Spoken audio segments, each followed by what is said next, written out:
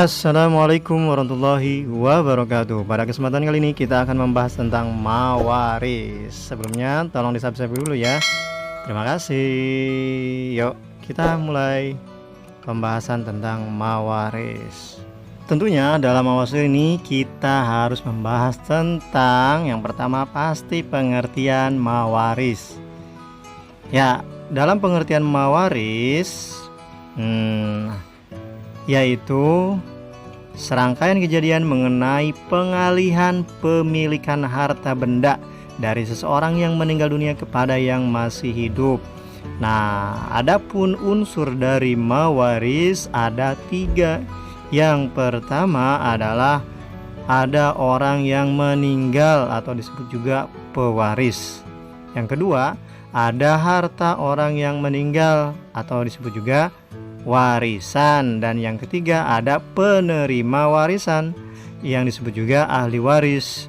Pewaris disebut juga muwaris, sedangkan warisan maurus, dan ahli waris disebut juga dengan waris. Bisa ya ngebedain antara muwaris, maurus, dan waris? Oke, next. Mawaris berasal dari bahasa Arab yang berasal dari kata al-miras, yaitu bentuk masdarnya, yaitu berpindah sesuatu dari orang ke orang lain.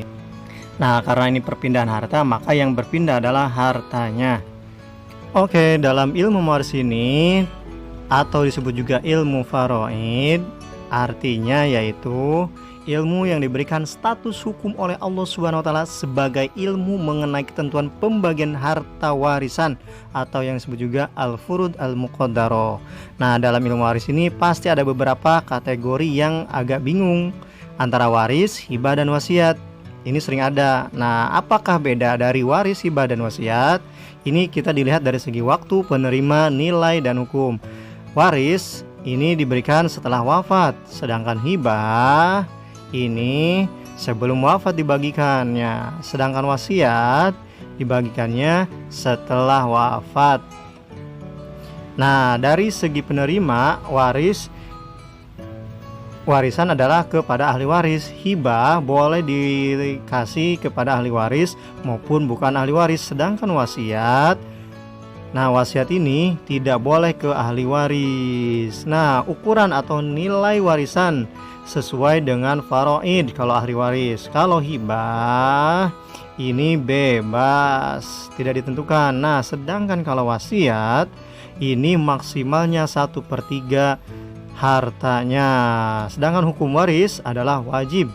Hukum hibah adalah sunnah. Sedangkan wasiat hukumnya yaitu sunnah. Nah, ada hal yang harus kita perhatikan dalam hibah kepada ahli waris atau bukan ahli waris. Nah, kalau hibah ke ahli waris harus adil dan rata, karena ini ada hadisnya. Jadi jangan mentang-mentang ada anak emas dia dilebihkan. Nah, ini nggak boleh ya. Ini harus adil karena ini ada hadisnya. Oke, pembahasan selanjutnya kita kepada apa yang cocok ya.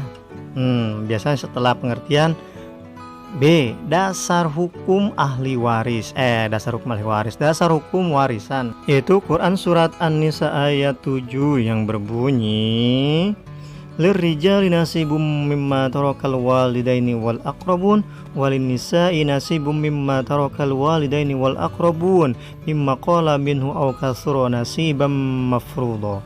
Sedangkan ada hadis An Ibni Mas'ud qala Rasulullah sallallahu alaihi wasallam ta'allamu Qur'ana wa 'allimuhu an-nasa wa ta'allumul fara'id wa 'allimuha fa inni imru'un maqbudun walil ilmu marfu'un wa yusiku ay yakhtalifa asmani fil fara'idi wal mas'alati fala yajidani ahada yukhbiruhuma. Rawahu Ahmad. Yang artinya Dari Ibnu Mas'ud katanya Rasulullah SAW pernah bersabda, pelajarilah Al-Quran dan ajarkanlah ia kepada manusia, dan pelajarilah Al-Faraid dan ajarkanlah ia kepada manusia. Maka sesungguhnya aku ini manusia yang akan mati dan ilmu pun akan diangkat. Hampir saja nanti terjadi dua orang yang berselisih tentang pembagian harta warisan dan masalahnya. Mereka berdua pun tidak menemukan seseorang yang memberitahukan pemecahan masalahnya kepada mereka. Hadis riwayat Ahmad. Dan ketiga berasal dari kompilasi hukum Islam, yaitu pasal 171 sampai 185 dan Instruksi Presiden nomor 1 tahun 1991, dan keempat Undang-Undang nomor 3 tahun 2006. Nah, itulah dasar-dasar dari hukum mawaris. Next, pembahasan selanjutnya yaitu C. Ketentuan mawaris dalam Islam. Seperti halnya yang dijelaskan sebelumnya, dalam mawaris ini ada 3 poin pokok. Nah, dan ketentuannya juga ada ketentuannya. Yang pertama dari ketentuan ahli waris. Apa saja? Atau yang disebut juga dawil furud, yaitu yang mempunyai bagian setengah, sepertiga, seperempat, 2/3, 1/6, 1/8, dan lain-lain. Syarat dari ahli waris diantaranya yang pertama, pewaris sudah harus wafat atau meninggal. Dan yang kedua, ahli waris masih hidup, ahli warisnya ya. Dan yang ketiga, tidak ada mawani. Mawani ini yang mencegah. Contohnya seperti apa? Pencegah atau gugur dalam menerima warisan. Nah, contohnya seperti apa? Karena beda agama. Yang kedua, karena murtad si ahli warisnya, atau yang ketiga si ahli warisnya membunuh pewaris. Dan ahli warisnya itu adalah seorang budak, jadi budak. Dan ahli waris adalah anak zina. Nah, maka ini tidak boleh. Dan ahli waris tersumpah li'an. Nanti lihat lagi pembahasannya. Nah, yang kedua syaratnya itu yaitu tidak terhijab. Baik itu hijab nukson, bagiannya berkurang, ataupun hijab hirman, bagiannya terhalang atau gugur. Nah, selanjutnya ketentuannya yaitu sebab-sebab menjadi ahli waris. Yang pertama karena nasab, dalil hukumnya yaitu surat An-Nisa ayat 33. Dan yang kedua karena adanya pernikahan, ini dalam An-Nisa juga ayat 12. Dan yang ketiga adalah wala, atau juga dalam artinya memerdekakan budak. Jadi situannya ini dapat warisan ya. Nah, yang ketiga ahli waris juga disebut juga asobah. Nah, asobah terbagi menjadi dua, asobah bin nasab dan asobah bis sabab. Asobah bin nasab terbagi menjadi 3 bagian. Yang pertama asobah bin nafsi, atau semua ahli waris laki-laki kecuali suami. Ini siapa? Arah dari anak, cucu, kayak gitu. Terus arah dari bapak, kakek. Terus arah dari saudara laki-laki. Habis saudara laki-laki ya saudara laki-laki yang lainnya. Terus selanjutnya yaitu selanjutnya yaitu arah dari paman dari bapak. Dan yang kedua adalah asoba bil ghair. Nah, asoba bil ghair ini adalah semua dari kelompok wanita. Contoh, anak perempuan ini jika bersama saudara laki-laki ya asobahnya, dia dapat asobah tuh. Terus siapa lagi? Cucu perempuan kalau nggak salah. Cucu perempuan dari anak laki-laki jika dia bersama dengan saudara laki-laki. Jadi cucunya punya 2, ada laki-laki dan perempuan ya. Nah, asobah bil ghairnya lagi yaitu saudara sekandung perempuan jika bersamaan dengan saudara laki-laki. Jika misalkan ada 2 anak perempuan, dia ada laki-laki juga, berarti dia asobah, namanya asobah bil ghair. Dan saudara perempuan seayah jika sama dengan saudara laki-laki. Jika misalkan ada 2 anak seayah nih, ternyata seayah ini punya anak laki-laki. Nah, maka dia asobah juga. Nah, yang ketiga adalah asobah ma'al goer. Nah, siapa saja asobah ma'al goer? Atau disebut juga ini lintas generasi. Contohnya, saudara perempuan sekandung bertemu dengan cucu dari anak laki-laki. Nah, ini asobah ma'al goer. Terus saudara perempuan seayah bertemu dengan cucu dari dari anak laki-laki. Nah, ini jadi asobah ma'al goer. Nah, selanjutnya yaitu pembagian asobah bisabab, karena sebab. Yang pertama sebabnya karena memerdekakan budak, dia bisa jadi asobah. Dan yang kedua karena semua ahli waris berkumpul, dia bisa jadi asobah. Contohnya anak nih, semuanya berkumpul, ternyata anak, dia jadi asobah bisabab. Yang bagian kedua atau unsur kedua yaitu pewaris. Syarat dari pewaris diantaranya yaitu dia harus Islam. Dan yang kedua, sudah meninggal pewarisnya. Yang ketiga, baik itu meninggal secara hakiki, dia nyata tuh terlihat meninggalnya, maupun secara hukmi, dia udah bertahun-tahun, misalkan berpuluh-puluh tahun nggak pulang, berarti itu secara hukum sudah dikatakan meninggal. Dan dia tentunya punya harta yang ditinggalkan. Kalau nggak ada berarti dia nggak bisa ngewariskan apa-apa. Bagian yang ketiga atau unsur yang ketiga yaitu ada harta warisan. Nah, harta warisan juga ada syaratnya. Yang pertama, syarat dari harta warisan adalah pastinya hartanya harus halal. Dan yang kedua, tidak tercampur. Tercampurnya bagaimana? Tercampur baik itu ada usaha suami dan istri, itu nggak boleh dulu ya, dipisahin dulu. Dan yang kedua, boleh itu tercampur karena ada hadiah dari suami atau hadiah dari istri. Dan yang ketiga, harta warisannya itu berasal dari pinjaman atau belian.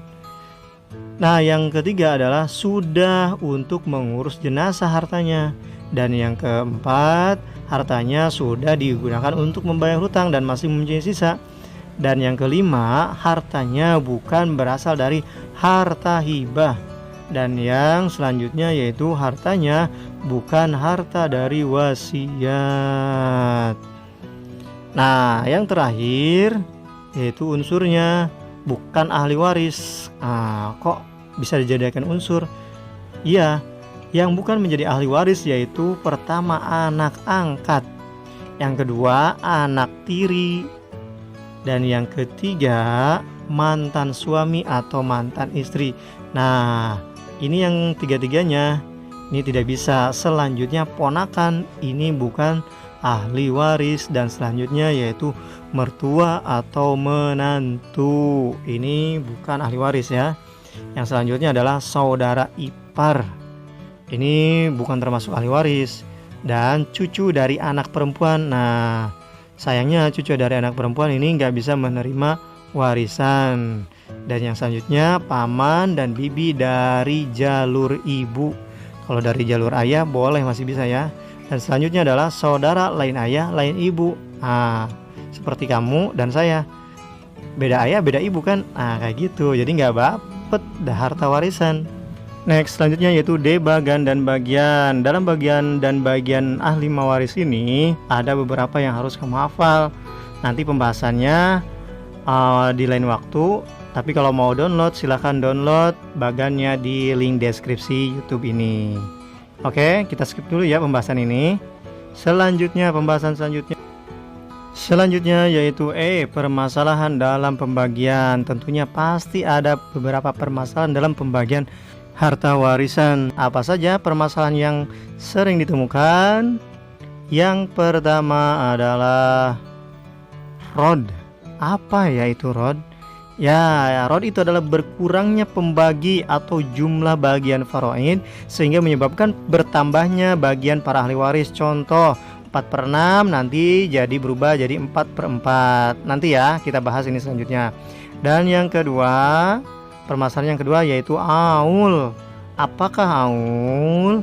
Aul itu adalah bertambahnya pembagi jumlah bagian faraid sehingga menyebabkan berkurangnya bagian para ahli waris. Ini kebalikan dari rod. Contoh 7/6 jadi 7/7. Nanti lebih jelasnya ke sana ya. Oke, selanjutnya yang ketiga permasalahannya yaitu ada janin. Kalau misalkan yang meninggalkan janin. Dalam mazhab Syafi'i, Imam Malik dan dan Qofal menyebutkan bahwasanya janin ini menerima bagian sampai ketika ia lahir. Sedangkan Abu Hanifah berpendapat bahwasanya janin ini ditangguhkan ke 4 laki-laki atau 4 perempuan. Sedangkan pendapat yang lain yaitu Imam Syafi'i berpendapat bahwasanya janin dibagikan ke yang ada. Hartanya dibagikan ke yang ada, nanti sisanya untuk janin. Nah, selanjutnya yaitu ulama Hanabila menyatakan bahwasanya ditangguhkan hartanya itu ke 2 laki-laki atau 2 perempuan. Karena kebanyakan janin itu 2 atau 2. Sedangkan Laits bin Sa'ad dan Abu Yusuf dalam Al-Kasyaf menyebutkan bahwasanya nanti hartanya ditangguhkan ke anak 1 laki-laki atau ke 1 perempuan. Sedangkan syarat janin menerima harta warisan yang pertama, si janin adalah pasti hamil dari janin pewaris. Dan yang kedua, si janin ini hidup saat dilahirkan. Nah, sedangkan ketentuan untuk membagikan harta warisan bagi si janin ini ada beberapa pandangan. Yang pertama, menurut Imam Syafi'i dan Imam Malik berpendapat bahwasanya waktu pembagian untuk janin ini setelah lahir. Sedangkan mazhab Hambali dan mazhab Hanafi berpendapat untuk pembagian warisan untuk janin ini yaitu sebelum lahir karena takut ada yang membutuhkan terlebih dahulu. Selanjutnya yaitu khunsa, lunak atau melunak kalau kita banci sebutnya. Nah, khunsa itu yaitu adalah orang yang mempunyai 2 alat kelamin laki-laki maupun perempuan atau disebut juga hermaprodit, atau yang tidak mempunyai alat kelamin sama sekali. Nah, ini keduanya disebut khunsa muskil atau khunsa yang sulit ditentukan. Menurut para ulama, cara menentukannya yaitu lihat dari tempat keluar air seninya. Kalau dia dari depan berarti dia laki-laki, kalau dia dari bawah berarti dia perempuan. Dan selanjutnya yaitu F, manfaat dari warisan. Apa saja manfaatnya sih yang bisa kita dapatkan dari mempelajari mawaris ini? Yang pertama, terciptanya ketentraman hidup dan suasana kekeluargaan yang harmonis. Yang kedua, menciptakan keadilan dan mencegah konflik pertikaian. Dan yang ketiga, peduli kepada orang lain sebagai cerminan pelaksanaan ketentuan waris dalam Islam. Nah, itulah beberapa manfaat dari kita mempelajari ilmu mawaris. Selanjutnya yaitu G, contoh dalam perhitungan mawaris. Contohnya kita lihat ya, ada seorang laki-laki yang meninggal, lalu dia meninggalkan harta 180 juta. Dan dia mempunyai istri. Dan selain istri, dia juga meninggalkan seorang ibu. Begitu juga dia juga meninggalkan 2 orang anak laki-lakinya. Nah, berapakah bagian masing-masing yang ditinggalkan oleh si pewaris tersebut? Kita coba hitung ya. Kita lihat istri, ibu, anak laki-laki 2. Istri ketika ada anak yaitu jadi 1/8 bagiannya. Sedangkan ibu dia bagiannya 1/6. Sedangkan anak laki-laki ada 2 nih, jadi asobah. Nah, kita di yang bisa dibagi 8 dan 6 yaitu 24. Kita faktorkan terlebih dahulu ya. 1/8 ditambah 1/6 sama dengan pembilang apa penyebut 24. Sedangkan pembilang 24 dibagi 8 sama dengan 3 kan. 3 dikali 1 sama dengan 3, jadi 3. Terus 24 dibagi 6 sama dengan 4. 4 kali 1 sama dengan 4. Jadi 3 ditambah 4 sama dengan 7 ya. Jadi nilai istri 3/4, ibu 4/24. Sedangkan 24, oke kita hitung dulu. 3/24 kali 180 juta sama dengan berapa nih? Sama dengan 22,5 juta. Sedangkan 4/24 dikali 180 juta sama dengan 30 juta. Nah, selanjutnya anak laki-laki karena asoba sisa, jadi 180 juta dikurangi 22,5 tambah 30 juta jadi sama dengan sisanya yaitu 127,5 juta. 127,5 juta dibagi 2 yaitu mendapatkan tiap anaknya 63,75 juta per anaknya. Contoh soal kedua. Kita mengambil contoh dari permasalahan Aul. Nah, Aul ini yaitu permasalahan terjadi ketika ada seorang perempuan. Dia meninggalkan harta warisan sebesar 280 juta dan dia meninggalkan suami dan dia juga meninggalkan dua anak perempuan. Nah, berapakah bagian dari masing-masing orang yang ditinggalkan si pewaris ini? Kita coba ya. Suami dan anak perempuan, dua anak perempuan ya. Suami karena ada anak dia menjadi bagiannya 1/2. Sedangkan anak perempuan dia 2/3 karena 2 nih. Nah, kita lihat yang bisa dibagi 2 dan 3 pastinya 6 ya penyebutnya. Tapi lihat dulu kalau misalkan kita sesuaikan dengan penyebutnya, kita lihat dulu ya. Kalau penyebutnya 6, kita lihat 1/2 ditambah 2/3. Kita lihat, kita disamakan dulu penyebutnya. Penyebutnya yaitu 6 ya. 6. Nah, kita lihat 6 dibagi 2 sama dengan 3 kan? Terus 3 dikali 1 sama dengan 3. Begitu juga 6 dibagi 3 sama dengan 2. 2 kali 2 sama dengan 4. Jadi 7/6. Lebih besar pembilang ketimbang penyebutnya. Pembilang lebih besar daripada penyebutnya ya. Nah, inilah makanya harus kita aul. Aulnya yaitu nilai pembilang 3 dan 4 tetap harus dinaikkan. Penyebut 6 diubah menjadi atau naik menjadi 7. Jadi 7/7 ya. Kita lihat.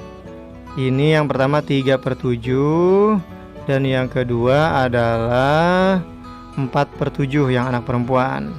3/7 dari 280 juta sama dengan 120 juta. Nanti dihitung, dicek, di pos dulu aja.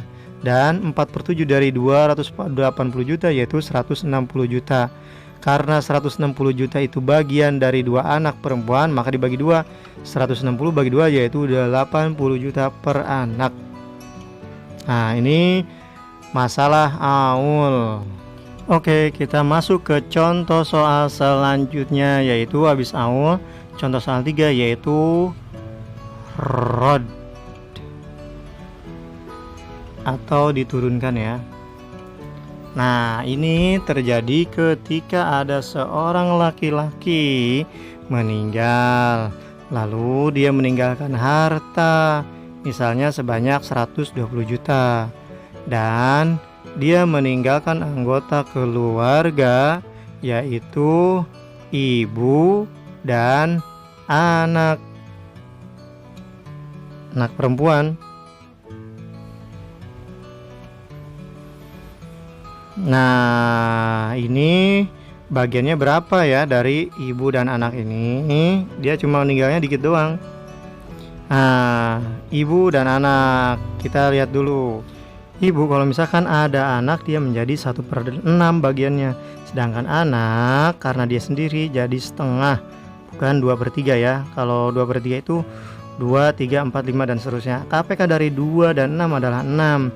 Tapi kalau diubah 1/6 tambah 1/2 sama dengan 1/6 tambah 3/6 jadi jumlahnya 4/6, maka nilai pembilang 1 dan 3 tetap.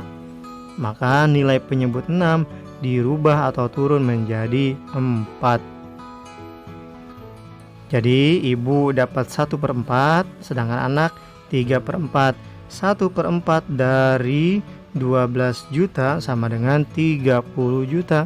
Sedangkan 3/4 dari 120 juta adalah 90 juta.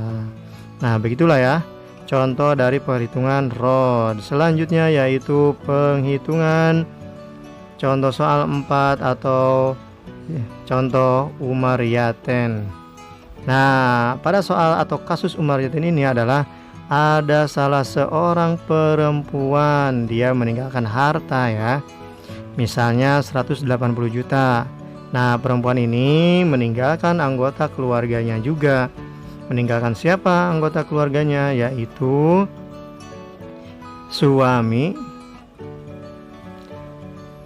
Terus dia juga meninggalkan ibu. Lalu dia juga meninggalkan ayah. Berarti dia belum punya anak ya. Nah, berapakah bagian dari semuanya ini? Ingat, belum punya anak ya. Berarti masuk ke pembagiannya dia masing-masing. Suami, ibu, dan ayah belum punya anak. Bagian suami yaitu setengah. Sedangkan ibu dan ayah dia asobah. Nah, yang asobahnya ini adalah ibu mendapatkan asobah atau 1/3 dari asobah. Jadi KPK-nya kan ada 1/3 dan 1/2 ya.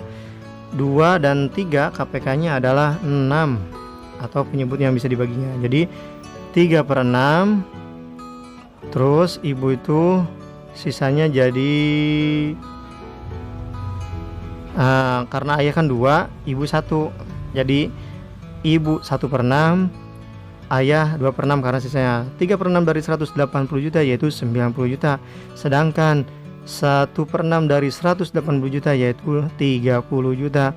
Sedangkan 2/6 dari 180 juta adalah 60 juta. Nah, yang asobah ini ingat ya, ibu 1/3 dari asobah. Nah, itu ya, ini adalah contoh dari kasus dari Umar Yaten. Pembahasan ini saya ambil dari sumber buku dari Fikih Mawaris oleh Ahmad Sarwat LC dan dari buku Kemendikbud cetakan pertama tahun 2015. Oke, terima kasih ya, bantu subscribe channel saya, Ceng Fadasim Iqbal. Terima kasih, assalamualaikum, dan semoga bermanfaat.